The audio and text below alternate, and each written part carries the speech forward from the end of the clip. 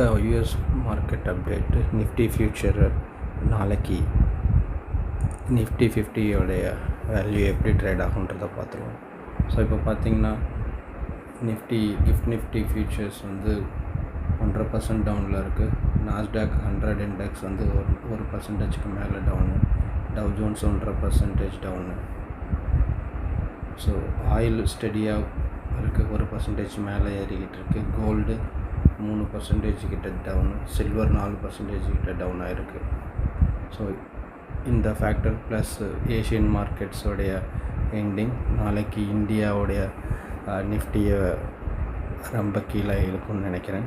So டெஃபினட்டாக gap down 1%க்கு மேலே gap down ஆகிறதுக்கு சான்ஸ் நிறையா இருக்குது.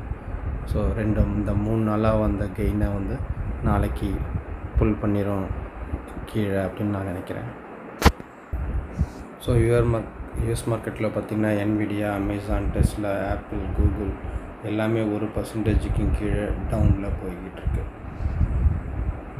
ஸோ இதுக்கு முன்னாடி வீடியோவில் நான் ஆல்ரெடி சொன்ன மாதிரி ஏஐ வந்து எதுவும் மாறலை. ஸோ ஃபண்டமெண்டலாக எதுவும் மாறலை. நாளைக்கு ஐடி கம்பெனிஸாக கண்டிப்பாக அடிப்பாங்கன்னு நினைக்கிறேன். ஸோ அமெரிக்கன் ஃபெடரல் ரிசர்வ் வந்து இன்ட்ரெஸ்ட் ரேட்டை கட் பண்ணல. ஸோ அதனால் கோல்டு ப்ரைஸு கீழே இறங்கியிருக்கு. ஸோ கோல்டு ப்ரைஸ் மேலே ஏறும்னா ஃபெடரல் இன்ட்ரெஸ்ட் ரேட்டை குறைக்கணும். ஸோ இன்றைக்கி யூஎஸ் மார்க்கெட் இறங்கினதுக்கு மெயின் ரீசனு ஃபெடரல் வந்து இன்ட்ரெஸ்ட் ரேட்டை குறைக்கல. So they are holding it.